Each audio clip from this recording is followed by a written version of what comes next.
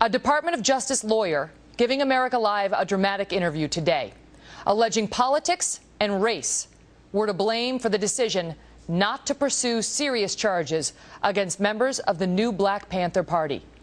The case began November 4th, 2008, with the presidential election underway. A voter catching on amateur video this scene in Philadelphia, showing members of the new Black Panther Party wielding uniforms and nightstick and issuing threats to voters outside of a polling station.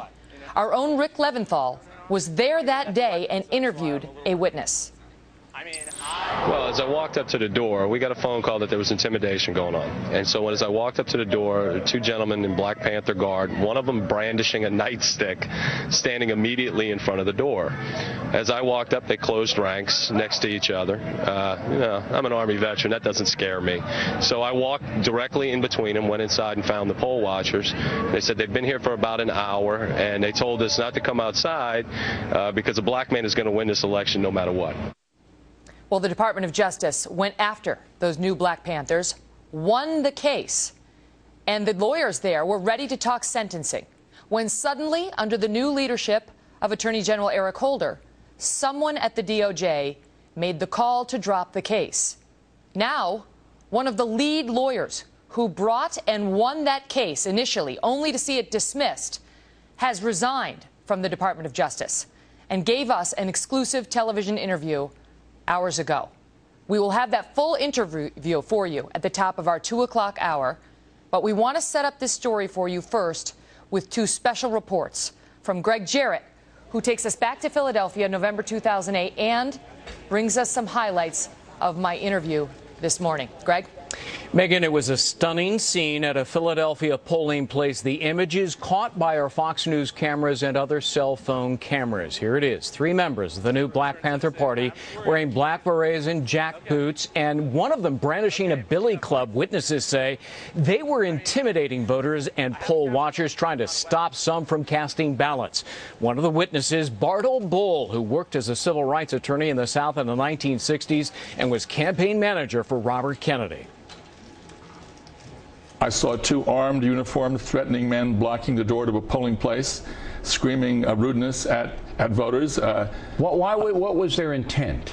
I can't answer for what was between their ears. What were they screaming, though? I heard, well, one of them, for example, screamed, "Now you will see what it is like to be ruled by the black man cracker."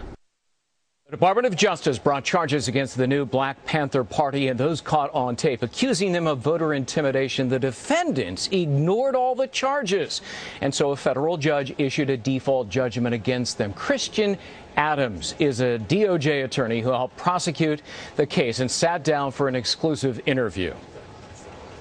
It's the easiest case I ever had at the Justice Department. It doesn't get any easier than this. If this doesn't constitute voter intimidation, nothing will. But then, inexplicably, something changed. Adam and his colleagues were told by their superiors at the Department of Justice to dismiss the case, drop it. Adams calls that a lawless decision in which the DOJ is abetting criminals.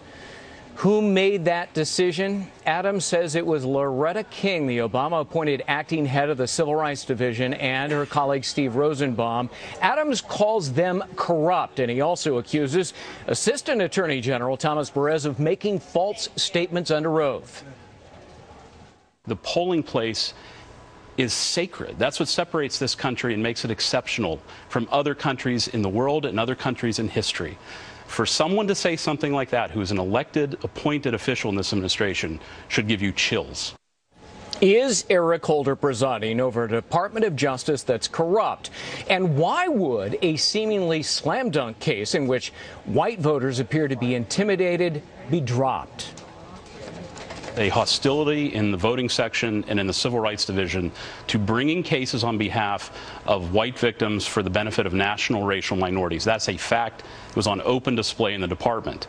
The Department of Justice has given us a statement, and it says, quote, it sought and obtained an injunction against the individual who brought a nightstick.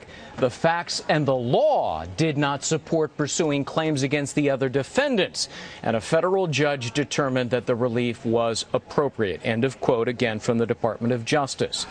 Well, coming up in just a few minutes, Megyn, part two of this incredible story. The Civil Rights Commission is investigating.